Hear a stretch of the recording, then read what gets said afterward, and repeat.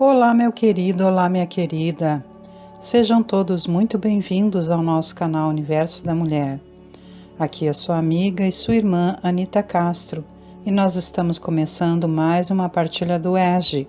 Nós estamos vendo aqui o tomo 2 e a nossa aula será hoje a de número 32, que vem sob o tema Penas e Gozos Terrestres, tendo como objetivos específicos analisar penas e gozos terrenos segundo a doutrina espírita e refletir sobre a relação entre penas, gozos terrenos e livre-arbítrio. Não esqueçam, meus queridos, de compartilhar esse material com as pessoas que vocês sabem que gostam de assuntos espíritas e também, e especialmente, de curtir esse vídeo, porque quando nós curtimos aqui, o algoritmo do YouTube entende que esse material é importante para nós e partilha também com outras pessoas. E nós queremos espalhar aquilo de bom que temos aprendido através desses estudos maravilhosos que nos são ofertados pela doutrina espírita. Então vamos à leitura do nosso material e posteriormente eu vou tecendo breves comentários, como de costume, ok? Vive o homem incessantemente em busca da felicidade, que também incessantemente lhe foge, porque felicidade sem mescla não se encontra na terra. Entretanto, malgrado as vicissitudes que formam o cortejo inevitável da vida terrena, poderia ele pelo menos gozar de relativa felicidade se não a procurasse nas coisas perecíveis e sujeitas às mesmas vicissitudes, isto é, nos gozos materiais, em vez de a procurar nos gozos da alma, que são um prelibar dos gozos celestes, imperecíveis. Em vez de procurar a paz do coração, única felicidade real neste mundo, ele se mostra ávido de tudo o que o agitará e turbará, e coisa singular. O homem, como que intento, cria para si tormentos que está nas suas mãos evitar. Que de tormentos, ao contrário, se poupa aquele que sabe contentar-se com o que tem, que nota sem inveja o que não possui, que não procura parecer mais do que é. Esse é sempre rico, porquanto se olha para baixo de si e não para cima, vê sempre criaturas que têm menos do que ele. É calmo porque não cria para si necessidades quiméricas, e não será uma felicidade a calma em meio às tempestades da vida?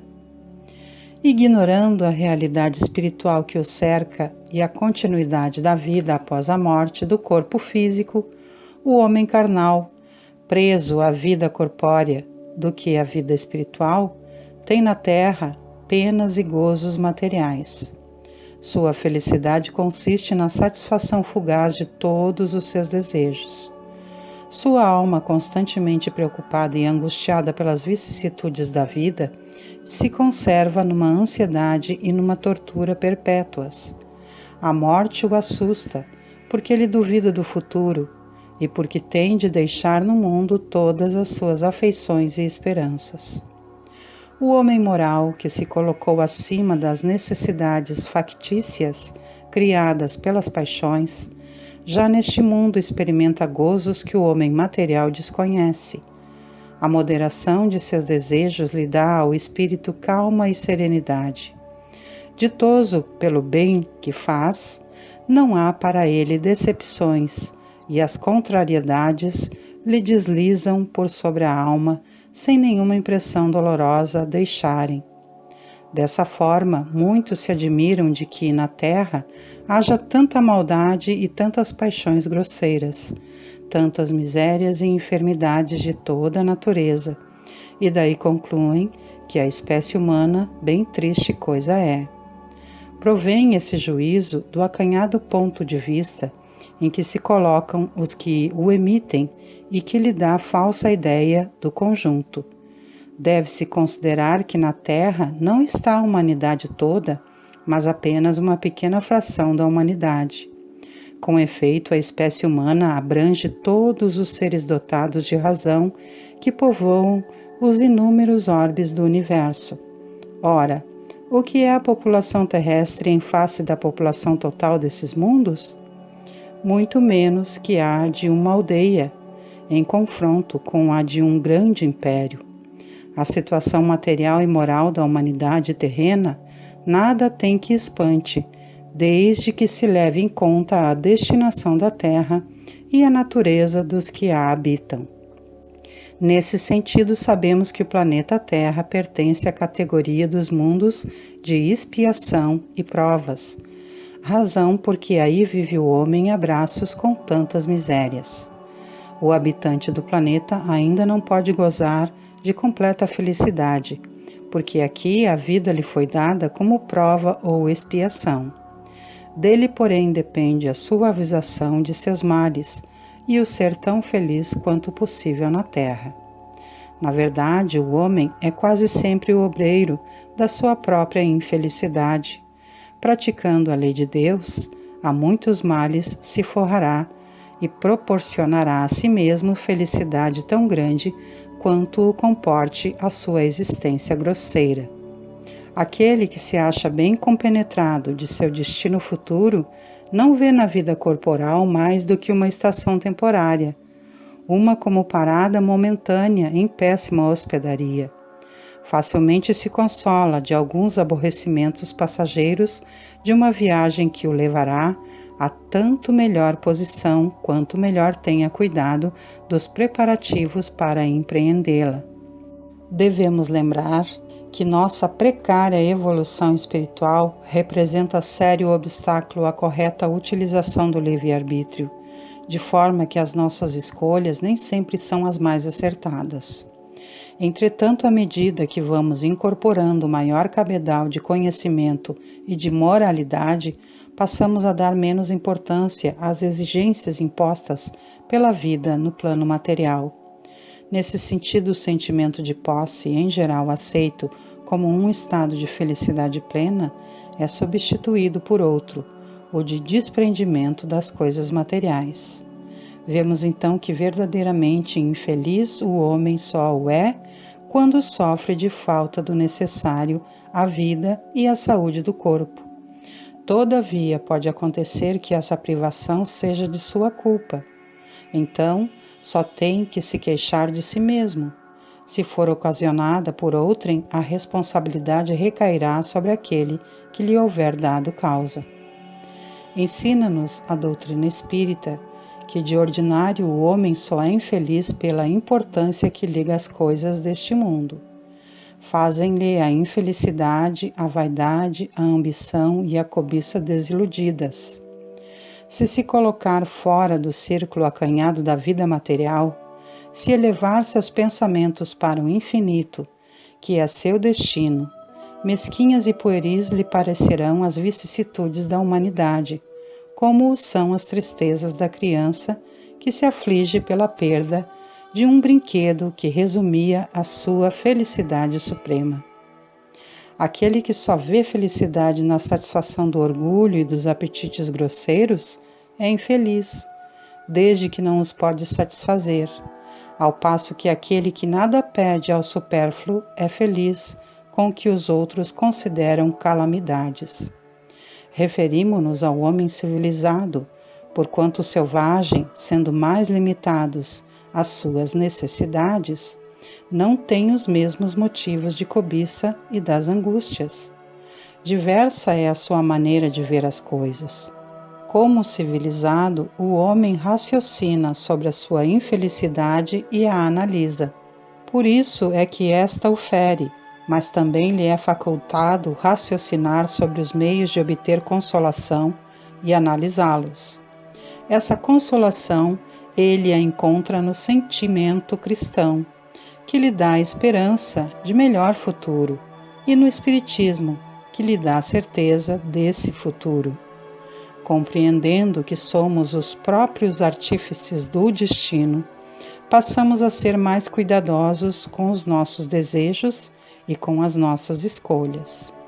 Pelo Espiritismo, dilatamos a visão a respeito das penas e gozos terrestres, percebendo que de duas espécies são as vicissitudes da vida, ou, se preferirem, promanam de duas fontes bem diferentes que importa distinguir.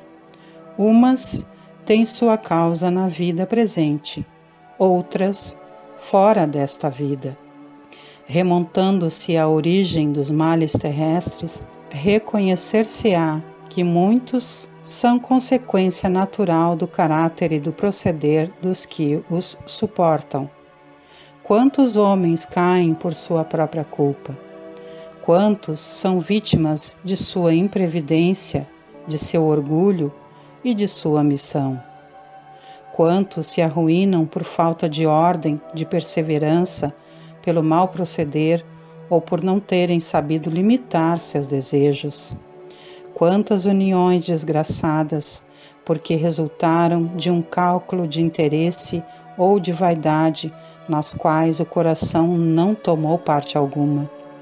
Quantas dissensões e funestas disputas se teriam evitado com um pouco de moderação e menos suscetibilidade? Quantas doenças e enfermidades decorrem da intemperança e dos excessos de todo o gênero? Quantos pais são infelizes com seus filhos, porque não lhes combateram desde o princípio as más tendências?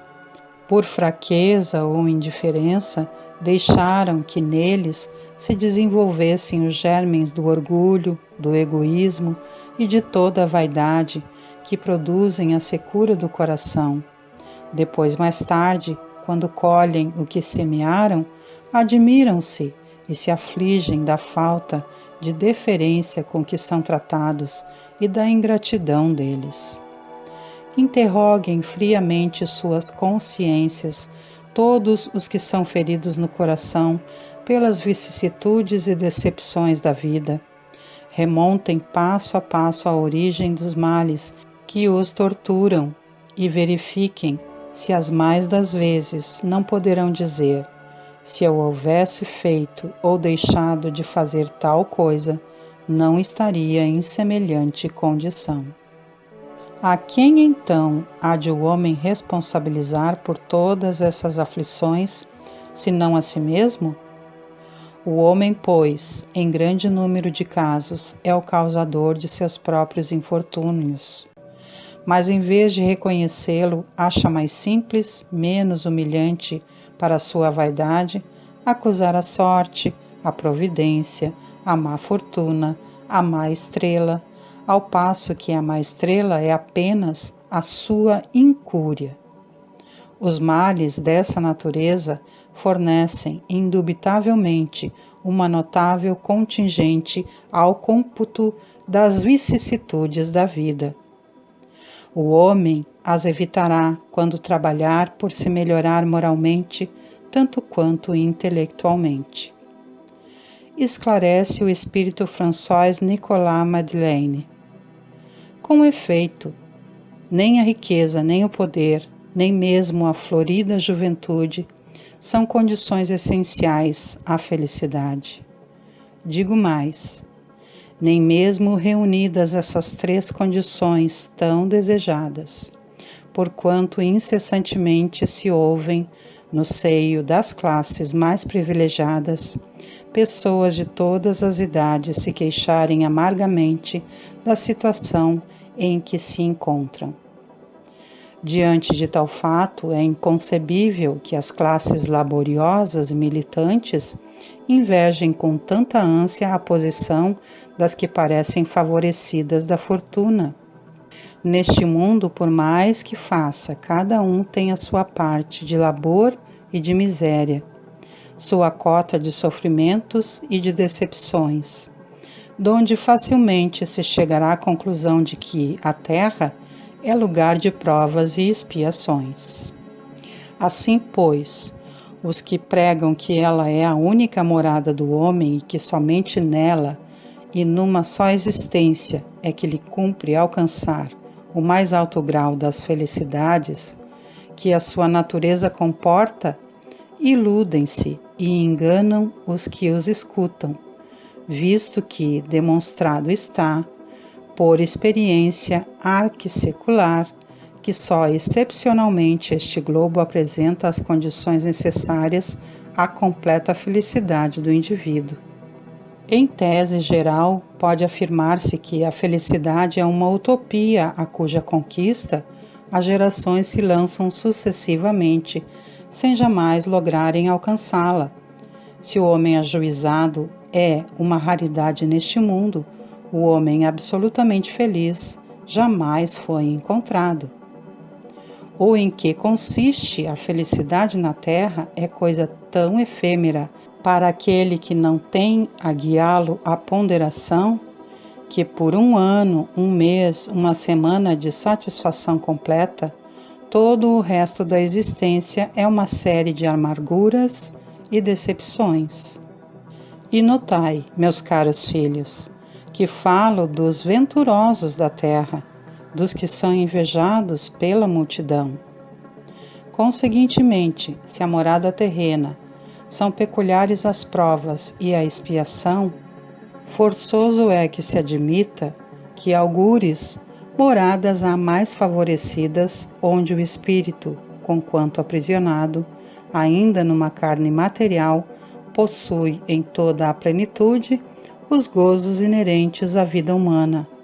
Tal a razão porque Deus semeou no vosso turbilhão esses belos planetas superiores, para os quais os vossos esforços e as vossas tendências vos farão gravitar um dia, quando vos achardes suficientemente purificados e aperfeiçoados. E ainda, para nós concluirmos a nossa aula, nós temos aqui uma bonita mensagem de Cruz e Souza, psicografia do nosso querido Chico Xavier, vindo do livro Parnaso de Além Túmulo. E Cruz e Souza nos diz a mensagem que vem sob o título A Dor.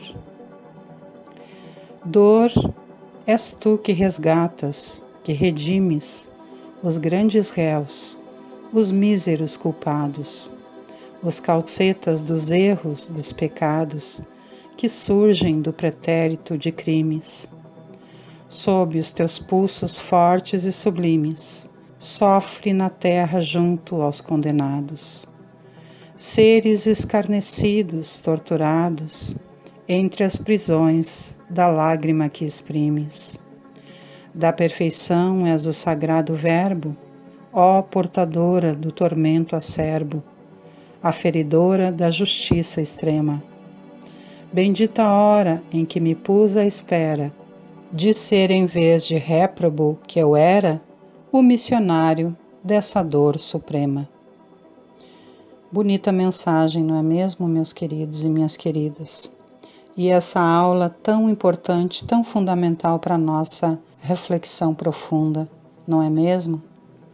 As penas que nós vivemos aqui, enquanto estamos as vivendo, não são nada agradáveis.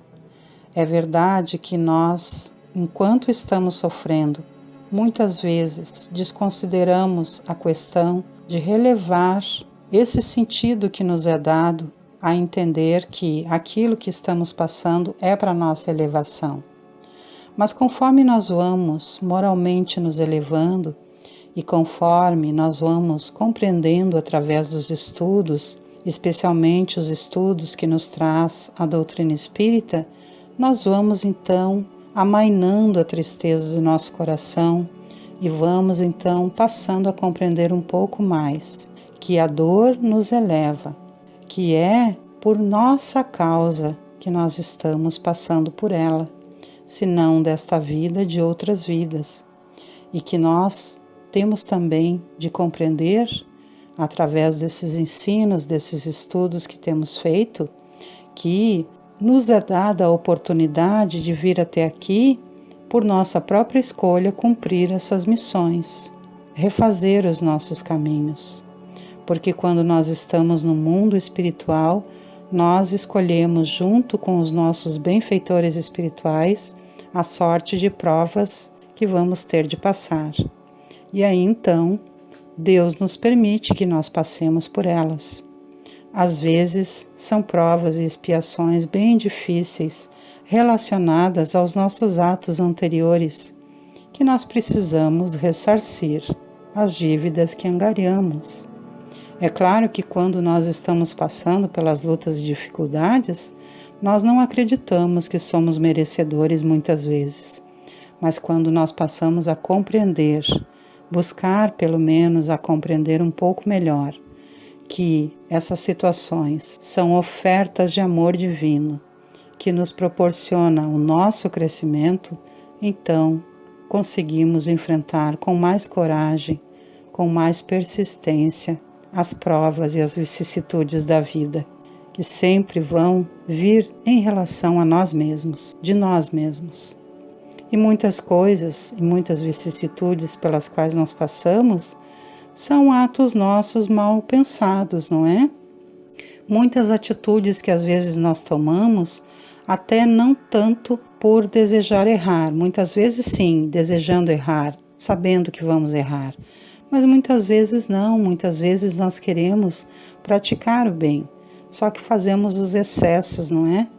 Nós não sabemos às vezes nos defender daquilo que é enganoso, e então caímos, e então temos de novamente nos refazer através das vicissitudes causadas por nós mesmos, pelas nossas atitudes, pelas nossas más escolhas, pelas nossas indiferenças ao bem que sempre fala ao nosso coração, e às vezes nós não queremos obedecer às nossas intuições, que são os amigos espirituais falando ao nosso coração.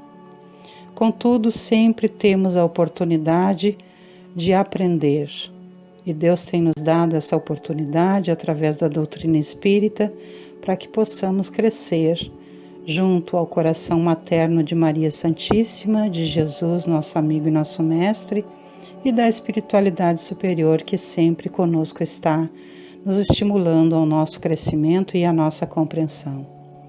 Que possamos refletir com consciência, com paciência, com dedicação, nesse estudo tão precioso que vimos hoje. Dessa forma, meus queridos e minhas queridas, antes de nós terminarmos aqui a nossa partilha, convido a todos para que às segundas-feiras, às 19 horas, venham estar comigo aqui no canal Universo da Mulher com Anita Castro, para que nós possamos fazer a partilha do EJE, Estudo Sistematizado da Doutrina Espírita. Nas terças-feiras, às 19 horas, nós temos também agora a nova série Rebordando Linhas Ancestrais. Venha, minha querida, participar, porque apesar de ser uma terapêutica muito simples, é muito eficaz e vai fazer muito bem a você. Certamente que vai te trazer relaxamento, transbordamento de emoções mais equilibradas, muita paz e realizações, além de outras coisas lindas que estamos ali vivenciando através dessa nova série. Venha participar, querida, e traga outras amadas, outras queridas junto contigo. Também nas quartas-feiras, às 21 horas, nós temos o Evangelho no Lar. Nas quintas-feiras, às 18h30, temos os estudos da obra de André Luiz. E nas sextas-feiras, às 18 horas, a partir do momento do passe, nós temos então a recepção do passe e de todos os eflúvios benditos vindos da espiritualidade superior. Sendo assim, desejo com toda a minha sinceridade que Deus Pai Todo-Poderoso, Jesus Cristo, nosso amigo muito sincero, nosso mestre querido, Maria Santíssima, nossa mãezinha amorosa, e os nossos benfeitores espirituais estejam sempre a nos estimular ao bem, como eles sempre fazem, para que possamos evoluir. E que nós, com gratidão e com o nosso coração aberto, possamos seguir os caminhos da dedicação, do empenho, da boa vontade, do estudo, para que possamos, passo a passo, na nossa medida, irmos evoluindo cada dia mais e mais. Deixo então um grande beijo no coração de todos e me despeço desejando que haja muita paz e harmonia em nossos caminhos sempre. Até mais, meus queridos e minhas queridas.